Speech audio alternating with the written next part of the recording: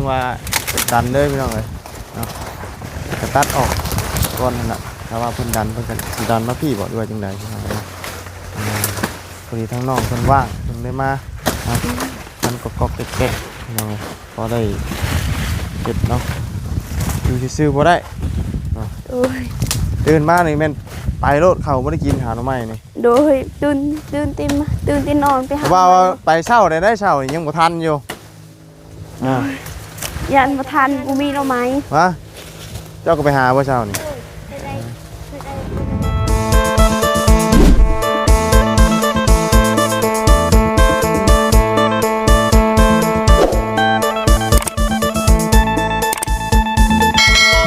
เอาพี่น้องกันเนาะก็ให้ทั้งบ่าวจันทร์บ่าวบุญสารวัตรเนาะได้โทรถามทั้งรถแล้วพอดีบ่าวบุญแล่นไปหาอยู่ทั้งพุ่นก็บ่มีพี่น้องกันเนาะเรื่องรถนี่พี่น้องเลยมีแต่พุ่นละช่วงประมาณ3 หรือ 4 โมงเพิ่นว่าเพิ่นสิมาเบิ่งสิมาประเมินอันว่าเรื่องนี่แหละพี่น้องราคาว่าเพิ่นสิเอาน้ำซำใดพี่น้องกันเนาะก็ยังบ่ทันได้ฮู้เนาะก็พุ่นละประมาณ3 หรือ 4นี่แหละพี่น้องกันเนาะเพิ่นก็อาจสิบ่ได้มาเบิ่งมื้อนี้เนาะก็ยังบ่แน่ใจพี่น้องเอ้ยเอามื้อนี้ก็ทั้งพ่อน้องไม้เนาะน้องท้ายก็บ่ได้อยู่ไปให้ไปสวนพี่น้องแต่เช้าพุ่นเนาะเอาพอดีทั้งน้องไม้มาแต่หาน้องไม้กับมาฟันอันนี้ต่ำเลยพี่น้องเนาะเอาก่อนอื่นก็กราบสบายดีและสวัสดีเพื่อนพี่น้องกันเบิดสุขุสุคนพี่น้องเนาะพบพ่อกันมื้อนี้เนาะก็อยู่ที่ดินที่ดอนน้องไม้กับน้องท้ายเนาะมีแต่ล้อเบิ้งพี่น้องเลยว่าเพิ่นสิมาจักโมงรถเจ้าของรถนี่เนาะไป2 บอน 3 บอนเพิ่นก็กลับบ้านเมื่อไรพี่น้องเลยเนาะเห็นแต่รถจอดลูกชะลายอยู่เพราะว่าช่วงนี้มันก็เป็นฤดูกาลเฮ็ดไร่เฮ็ดนาเนาะเพิ่นมาไกลได้พี่น้องมาแต่ไสยะพู่เนาะเพิ่นก็กลับไปเฮ็ดไร่เฮ็ดนาเบิดเลยพี่น้องเลยตัวเฮ็ดได้เนาะมาแต่หาหน่อไม้ว่างมาพี่ต่อเลยนี่เนาะไปซะพี่น้องเนาะเดี๋ยวเบิ่งน้ำน้องๆเพิ่นก่อนสีเห็ดพื้นเลยบอกดีว่าจังไรเนาะมีแต่มดแดงนั่นเมื่อวานนี่พี่น้องเลยเนาะไปเบิ่งน้ำกันโอ้แดดเด้อมื้อนี้พี่น้องเลยเนาะแดดแห้งมื้อนี้รู้สึกว่าแดดกว่าเมื่อวานเนาะมาเป็นจังไรมื้อนี้โอ้แดดคึกคักคึกขนองเนาะเอ้ยหากระมาบ่ล่ะโอ้ยสบายดีเด้อโอ้ยสบายดีล่ะสบายดีได้บ่หน่อไม้นะได้ต้มแล้วต้มอะไรเนาะโดยแกงพร้อมโดยทำยังพอยไปได้กินข้าวเสายังไม่ได้กินบ่โดยยังแกงหน่อไม้นี่ล่ะไม่ได้ไปซื้อใครมาต้มไว้บ่ไปซื้อชื่ออะไรอยากกินหน่อไม้เจ้าอยากกินหน่อไม้โดยบ่อยากกินไข่บ่โดยกินชื่อบ่าวจันมาให้แม่เมียนหน่อยให้แม่เมียนเงินน่ะเนาะโดยก็บ่าวเสียงแน่ให้ขอบใจเท่า2 คนบ่าวหน่อยมีแต่ให้แม่เก็บไปเลยเนาะโดยให้แม่ใส่ละมันบ่มีเป็นโนก็ซื้อหาละไม้ให้เพิ่นก็ให้กินหน่อยไปแต่เช้าเลยเนาะกินข้าวแล้วบ่มานี่นะยังอยู่ละไม้ยังบ่กินข้าวโอ้ก็ยันบ่มีละไม้ได้แต่ละไม้ข้าวได้หน่อไม้ขาวบ่ต้มแล้วไผจะอยู่เฮือนน่ะอายะบ่อายะเบิ่งบ่เบิ่งมานี่ไม้ก่อนเนาะวันนี้พากันมาซีนอันนี้ซีนอันนี้ไปพุ่นบ่แดดช่ำมื้อนี้เนาะมื้อนี้แดดเพราะว่ามาแต่หาหน่อไม้ยังไม่ได้กินข้าวมาบุญเอาเงินให้น้องเพิ่นไปซื้อไข่อยู่มื้อเช้านี่ว่าบ่อยากหน่อไม้ดิโดยเอาเมียนทอมเงินเอาเมียนให้แม่ไข่นะไข่น้องชายไปซื้อยังบ่ได้กินข้าวเจ้าคือบ่กินต้มไข่จ้ะคือบ่ขั่วไข่กินพอมีแฮงกินข้าวยังบ่หิวข้าวยังบ่หิวบ่โดยเขาเคยกินนะเขาเช้าบ่เคยกินบ่โดยเขาเคยกิน11 โมงเคยกิน11 โมงโดย นี่มันสิเดดเนี่ยพี่น้องเนาะ โดย หมดแดงลายได้มื้อนี้น่ะ โดย นี่ ทางนี้ ตัด หมดลาย ตัดทางโฮมก่อนเด้อ โดย ทางนั้นมันแดดแฮงแล้วก็หื้อมาไว้นี้นี่เนาะ โดยที่ทางนี้หมดมันลายได้หมดแดง โดยคำว่ารถเพิ่นมายังว่าดันเลยพี่น้องเอ้ยเนาะก็ตัดออกก่อนนั่นน่ะถ้าว่าเพิ่นดันเพิ่นก็สิดันมาพี่บ่ด้วยจังไดพี่น้องเอ้ยพอดีทั้งน้องเพิ่นว่างเพิ่นได้มาเนาะมันก็ก๊อกๆแก๊กๆพี่น้องเอ้ยพอได้เก็บเนาะอยู่ซื่อๆบ่ได้ โดย ตื่นมานี่แม่นไปโลดเขาบ่ได้กินหาหน่อไม้นี่ โดยตื่นตีนนอนไป เพ หา ราะว่าไปเช้าได้เช้านี่ยังบ่ทันอยู่ยันมาทันกูมีเราไหม วะเจ้าก็ไปหาบ่เช้านี่ ไปได้เป็นน้ำมันข้าว โอ้ เราพายก็ไปหา แล้วบ่าวกลับมาหรือว่าเจ้าไปน่ะเออไปอำหลังยังได้อยู่เนาะ โดยน้องคายมันขุดดินมันได้ตัวเขา เนาะเอาโอ้หมุนแดง แตกครบเลยเด้อ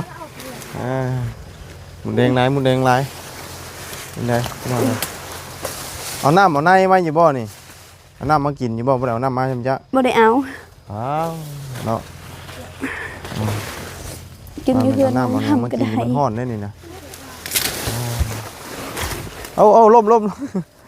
ยิ่งกันเราก็เจ้า หมุนแดงกันลาย อยู่นี่ก็เพื่อนมันได้แหก หมุนแดงลายกับโ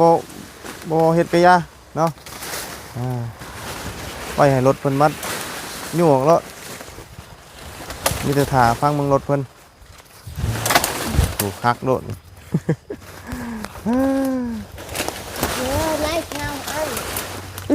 หมุนแดงเอาแล้วมันลายโอ้ยเนาะมันลายกับโบเฮ็ดกะยาละ ลูกกลับมาด้วย หมุดกัดออกห้อนนี่มันแดดใช่ออกห้อนออกล้นอย่างมันห้อนนี่ เฮ้ยลูกกลับมา มันลายหมดแดง มันลายโพดโอ้ยให้มันอัน เบิ่งนั้น ไต่ เพื่อน หนีก่อน มดแดง มันมีหางมันอยู่ห่ะเป็นหางมันอยู่หันได้ครับเป็น มันพาย ลายโพดเนาะ โดย พี่น้องเลย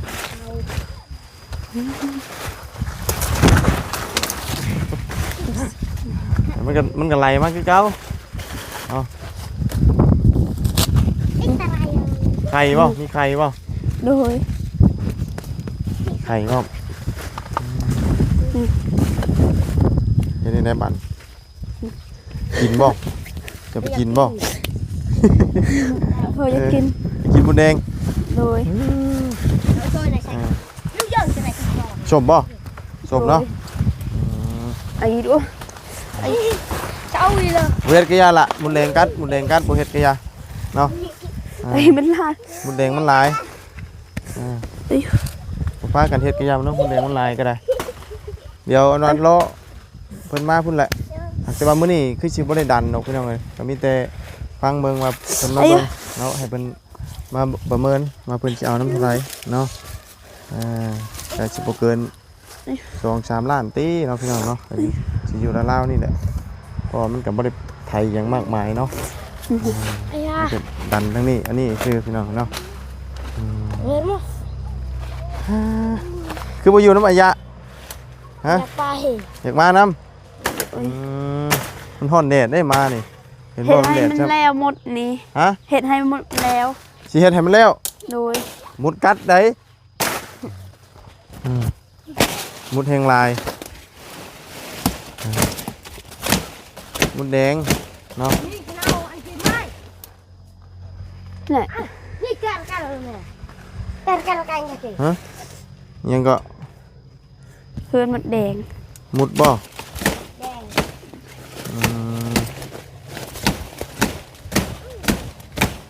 เพื่อนมุดแดงได้อย่างมันดึงไตออกมาน่ะนั่นแหละเนาะ เอาเลยนะ ยาโนเพื่อนมดแดง กัด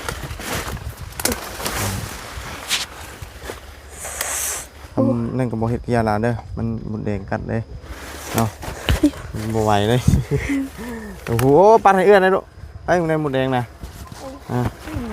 หมดแดงหลายหมดแดงหลายเนาะมันจังพากันนั่น ไปดู แดงมันหลายตาต้มหน่อไม้สุกคุณบ่ ยังบ่สุก เจ้าสิแกงอ่ะพ่อมบ่ แกงนี่แกงตุกขาว แกงตัวขาว โดยแกงหน่อไม้ไหล ตัวขาว ต้มเอาได้แซ่บเนาะ โดย กินหวานนี่แซ่บเนาะ มีแต่ละไม้อะไรขาว อ๋อ ต้มให้พวกเราเบากิน น้อย ทำงาน น้อย กินมื้อนี้หลายน้องทายก็ไปหา2คนไปหา มื้อนี้ได้หลายเนาะ โดย แต่ว่ายังบ่ได้กินข้าวเช้าเลยมื้อเช้านี่ไปเลย โดย มาบัดมาอันทางป่าเลยนี่11:00 นเนี่ยเนาะ11:00 นเลยนี่ยังบ่ได้กินข้าวเช้าอยู่ทั้งที่สิกินข้าวก่อนเนาะ โดยยังบ่หิวข้าว ยังบ่อยากปานใดมีแต่เฮ็ดเวียกอยู่เฮือนซื่อๆบ่ค่อยได้ไปซุมื้อนี่เนาะยอมครับ ให้เวียกให้แล้วก่อนยังกินข้าว เฮ็ดเวียกให้แล้วก่อนจะกินข้าว โดย โอ้ต้องกินข้าวก่อนนะมันจังบ่เมื่อยเนาะเป็นลมเฮ็ดได้ไหนกันเป็นลมอ่ะจักบ่เป็นลมเป็นลมก็คือวินหัวนี่ลมลงโนด ปลาย โดย ลมตึมลงโนดได้น่ะบ่ไหวได้ ไล่วีหมดแดง นั่นแหละเนาะเสื้อผ้าก็ยังใส่โตอันสุดมาแต่หาหน่อไม้อยู่เปียกหมดเลย ไปหากับน้องนูลา 2 คนบ่ไปเช้านี่นะ โดย อืม ไป2คน 2 คนเลย โดย ได้เต็มบ่กะตา ติม เต็มเนาะ โดย หาซุมื้อก็ยังได้อยู่เนาะ โดย หน่อไม้น้ำมันนี่ก็ได้ ได้อยู่ชมพอกิน พอกินนี่พอได้เนาะเดี๋ยวนี้ก็บ่ได้ค่อยขายแล้วล่ะเนาะ โดย เพราะว่าเพิ่นไปหามาแล้วก็ต้มกินแล้วก็สู้ทั้งทั้งบ่าวบุญบ่าวจันทร์เนาะกินนำกันเบิดทุกคนนะพี่น้องเอ้ยทั้งน้องเพิ่นไปหาเนาะเคยไปแล้วบ่ไปบ่ได้เนาะ โดย อยู่เพื่อนนะ อยู่เพื่อนน่ะเหงาบ่ อยู่เฮือนบ่มีอาหารกินก็ไปซ่อนไปหาหน่อไม้ อืม แต่เมื่อวานนี้ไปซ่อนบ่ได้หลายปลา บ่ได้เมื่อวานบ้านนี่ก็ไปสอนน้ำอีกบ่นี่นะ โดย ไปช่วงจักโมงวานนี่คือ ไปแต่2 โมง ตะ ไปกับ เมื่อ น้องน้ำ บ่ฮู้มื้อเฮาตอนเพิ่นไปเลยอันเพิ่นไปหาสอนไปหาหยังนี่เนาะคือเอาออกมาแล้วก็บ่ฮู้ตอนเพิ่นไปซ้ำไปอย่างเดียวเลย โดย เนี่ยหมดแดงมันหลายบ่เฮ็ดกะยาเนาะหมดแดงกัด โดยอยู่เฮือนบ่มีเฮ็ดเวียก ก็เลยมาเฮ็ดนี้ โดยแม่ไปซื้อยา โดยแล้วไปเช้าพุ่นนั่นก็เนาะทันเราอยู่ทางแม่เจ้าน่ะกับพ่อเจ้าน่ะพุ่นได้ประมาณ 3-4 โมงเราสิมาเนาะพอดีแล้วเพิ่นมาเบิ่งอันนี้ก็สิได้มาเบิ่งนํกันดันจากพุ่นลงมาพี่เนาะดันจากพุ่นพี่ก็ลงมาพี่นะเบิ่งนํกันพี่น้องว่าสิออกมาเป็นรูปแบบใดๆเนาะตอนนี้ก็ยังว่าบ่ได้พี่น้องเอ้ยเพราะว่าคนสิมาปรับเพิ่นยังทันได้มาเบิ่ง โด เอาตรง ย หลักๆก็เลยคือราคาก่อนเนาะว่าเพิ่นสิเอาน้ำเท่าใดเอาเดี๋ยวแต่บอลเดียวนี่แหละอันนั้นก็ให้เพิ่นไว้ให้เพิ่นดันเด้อตอนนั้นก็บ่ตัดก็ได้ แต่ว่ามันมีแต่หมดแดงหมดเลยเนาะ โดยมันลายหมดแดงอยู่เฮือนมันนะนี่ เฮือน หมดแดง เฮือนหั่งหมดแดงเลยเด้อยู่นี่น่ะ โดยอยู่นี่คือกันอยู่ต้นมะม่วงนี่ น้อยต้นมะม่วงนี่บัดอันนั้นปรับดินแล้วก็แยะเนาะมีเตียงมานั่งอยู่นี่พอได้อยู่แต่ว่าได้ก็ต้องมีแพตังนะขังอยู่นี่เนาะแต่ชั้นมันก็สิแดดช่องมาพุ่นเด้ทางจะเป็นตกแดดแห้งแล้วตอนแรง โดย เอาเนาะปรับดินปรับดอนก้อนพี่น้องเป็นจังไดก็จังว่ากันตามๆกันเนาะปรับดินก็งบนำมาบุญก็มีอยู่ 4,000 ปลายเนี่ยพี่น้องเนาะแต่ว่าฟังราคาเพิ่นก่อนพุ่นแหละเนาะคำว่าเพิ่นเอาน้ำเท่าไหร่ก็จังว่ากันเนาะมีแต่อันนี้เนาะหาตัดเอาวายอันนี้ไว้กิน โดย เพราะว่าเพิ่นมารุดแดะเฮาถิ่มเลยได้นะเดี๋ยวนี้มันมีน่ะตัดเอารถเอาไว้กินเนาะ โดย เฮ็ดได้กินเอาเมืองมื้อน่ะ สิแกง แกงบ่ โดยอ อยู่ภูลายเด้ ลายว่าอยู่ภู โดย มันออกธรรมชาติหรอว่าบ่มีไผปลูกเนาะ โดยบ่มีไผปลูกมันออกธรรมชาติ อืม เป็นพีตะไม้นะ อันนี้ก็แสดงว่ามันออกธรรมชาตินี่เนาะ นี่ก็บ่ฮู้คือกัน ตัวนี้อยู่ภูมันออกธรรมชาติ แต่วายตัวเดียวกันบ่ โดย ใหญ่วายใหญ่คือกันเนาะ โดย แต่ว่านี่เพิ่นอาจจะปลูกเนาะ โดย มันอยู่ดินเพิ่นเด้น่าจะปลูกตัวนี้แต่ว่าอยู่ภูนี่ก็ใหญ่คือกัน โดย ตัดมานี่ยาวๆหั่นบ่ยาวพี่บ่อ๋อ ตัวนั้นเขาไปให้เขาตัดบ่มีอาหารกิน ไปหาวายมาแกงบ่ โดย อ๋อโดยผู้มักนี่ก็แซ่บได้วายนี่ โดย แต่ว่าสำหรับระบาวบ่ค่อยมักปานใดมันขม เนาะ โดย กินได้เด็กหน่อยมันขมแต่ว่าก็ขมบ่แห้งจำวายโคกอันนี้เป็นวายใหญ่ พวกไอ้ชิ้นใหญ่เนี่ย เอาอันนี้ก็เอามากองไว้นี่เนาะ โดย เอารถมันมาอยู่ไปอีกทีนึงอยู่เนาะ โดย เป็นแดงกัดได้ดีนี่ ลายหมดแดง เอามีแต่บ่เผาเฮ็ดกะยาเนาะถ้า โด จะ ย ถ้าจะเฮ็ดอีดีไข่มดแดงมันหนีก่อนบ่ได้ได้นี่เจ็บบ่ได้นี่ออกฮ้อนบ่ได้เจ้า โดย สิบ่ไปทางให้กะมีมดแดงหลายสิบ่ให้อันเจ้าอันน่ะไปทางน่ะ บ่ฮู้คือกันนี้ หือ มือก็เห็นมือก็บ่เห็น บ่อืมแต่ให้เจ้าทางนี่เป็นต้นไม้น้อยบ่พวกไม้น้อยบ่ โดยตัวใหญ่ก็มีคือกัน แต่ต้นใหญ่เฮาบ่ได้วัดเนาะ โดย อืม มันยากดิไปทางไห้ฝนตก ยากบ่ โดย อืมโดยเนาะเอาจักหน่อยเมื่อหากินข้าวกินน้ำเนาะ โดย บ่ได้ได้หิวข้าวเป็นลมเด้เนาะยังบ่ได้กินข้าวเช้าครับ โดยตอนนี้ยังบ่หิวข้าว ยังบ่หิว โดย บ่ได้ปั้นจะค่ำเลยบ่ไปตอนเช้าแต่ละมื้อน่ะ บ่ อืม ไปเลย ตื่นแต่นอนก็ไปหาหน่อไม้ ตื่นมานี่มันจับเสียมไปเลย โดยไปกับหนูลา บ่ได้ว่าอันปั้นข้าวแบบว่ากินห้องท้องเลย ยังแม่เขายังนึ่งเขา แบบสั้นทุกมื้อเลย โดย เราตื่นมาแต่ละมื้อน่ะ โดยที่ตอนนั้นเฮาบ่มีข้าวก็ไปเลย อืม บ่มีข้าวกินตอนนั้นนี่ก็กินข้าวพวกระบาวมาให้ อืม ทีมงานมาให้ขับใจ โดย ทาง โดย ทีมงาน ตื่นมาเดินไปเลยบัดนี้เนาะ โดย กูมื้อนี้ก็ได้ยังบ่ได้กินคือเก่า โดย เอาซะเนาะไปซะมีแต่ไปพุ่นแหละไปหาเบิ่งกระต้มขนมในรถพุ่นแหละพอได้กินห้องท้องกันเนาะ โดย เดี๋ยวสิหิวข้าวนำในกับบาบุญกับบริถือติดรถพี่น้องเลยเนาะนี่แหละห่อนจำมานี่ มันแตกกันเลย ต่อไปหมดแดงกัดไปหาเบิ่งอันได้กินอยู่ในรถพุ่นไป โดย ได้พี่น้องเลยหมดแดงหลาย แดงวาย มันนี่หมดแดงมันอยู่ในต้นไม้นี่น้องเพิ่นมาจากตัดพี่น้องเลยจะคือนี่ตัดเอาไว้นี่เมื่อกินนี่เอา โด ไว้ ยนี่เอามาปลูก ฮะ นี่เอามาปลูก เอามาปลูกบ่ โดย ถ้าไม่งาแต่หน่อไม้ อ๋อ เกณฑ์ตึกเกณฑ์ไทย กลนไปปลูกบ่ โดย ไม่ได้จังกลไว้ก็ได้เพิ่นบุกเบิกก่อนเอา โด รอย รอเพิ่นบุกเบิกตามมันขึ้นก่อนพี่น้องเลยดู โอ้พบ ไปหมดแดง ไอ้ ไอ้แม่ตายแล้วป้ายังไง หมดแดงหลายไปรถพุ่นแหละพี่น้องเลยมื้อนี้บ่มีอันเมฆแบบนั้นได้มื้อนี้มีเป็นอันนี้อย่างเดียวได้มื้อนี้เดี๋ยวดิเมฆแบบ หาอยู่ มีฝน หา แล้วมื้อนี้นะโอ้กูแดงกันเฮ้ยเนาะทอดไปผ้าบ้านเดียวเปล่า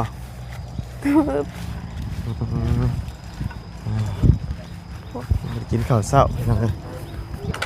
มาเนาะได้จ้ะพี่น้องเลยนี่แต่กระต้มขนมกินรถก็ได้ไปเบิ่งกันรถขอคอนหมดเลยโอ้ยพอแก้หิวตอนเช้าเนาะ โดย อะไรขับใจเด้อ เก็บอะไรจากข้าวเช้ายังไม่ได้กินมาทางปลาหมูแดงกัดบ่ำอยู่ ยังไม่หิวเขาว ยังบ่หิวปานใด โดย บ่ได้กินตอนเช้าคือบ่หิวอะ ยังไม่หิว มาเคยแล้ว เคยเลยเนาะ โดย โย่เคยกับหิวได้พี่น้องเลยมันสวยเลยได้นี่มันจะเที่ยงเลยเนาะ11 โมงปลายแล้วมันนี่เนาะเอาเดี๋ยวจังเมื่อหาเห็ดเนี่ยอยู่ในกินเนาะ โดย นั่นแหละจังเลยใครกันบ่อยากแต่ว่าอยากกินน้ำไหมเนาะ เอาไปซะเนาะ โดย มีแต่นั่นแหละไปหากินน้ำกินให้ฉัน น้ำบ่ได้ออกมามีแต่ขนมพี่น้องไอ้บ่บุญก็ได้เนาะบ่ฮู้ว่าน้องเพิ่นมาทางพี่ก็เลยแวะเข้ามาเบิ่งเพราะว่าเมื่อเพิ่นบ่เห็นเด้เนาะมาใส่ต่ำอยู่ผู้ผ้าเข้าอยู่บ่ผ้านี่ผ้าอีเงาะนี่ผ้าตัวนี้นี่ทั้งฝนทั้งทางอันเดียวกันบ่แม่นทั้งอันเสียหั่นนะตัวนี้เสีย เขายืมเพื่อนน้องน้ อันนี้บ่ ำโดย โอ้อันเสียหญ้าได้เนาะ โดยซื้อยาก็ได้ เสียหญ้าก็ได้เนาะฟันก็ได้ได้2 ระบบ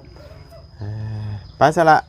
เนาะไปพ่อกันใหม่เด้อสบายดีเนาะโดยเดือดกล้าขนาดมื้อนี้เนาะฝนบ่ตกหรอกมื้อนี้จักว่าฝนมันยักนี่เนาะเวลาแดดก็ได้เวลาตกก็ตกอีดีเวลาร้อนก็ร้อนอีดีจักได๋เนาะบ่ได้ประชุมประกอบอีหยังก็ได้ไปอีกแล้วพี่น้องไปทางอีกแล้วต่ำอีกแล้วเนาะบ่ได้ยอมเมื่อพี่น้องเอ้ยไปใช่พี่น้องเนาะสำหรับมื้อนี้ก็ล่ำลาเด้อพบเจอกันใหม่เนาะขอบคุณไปพี่น้องFC เด้อที่เข้ามาติดตามนะครับชมไปให้กำลังใจตลอดมาพี่น้องเลยเนาะไปพี่น้องไปแล้วสบายดี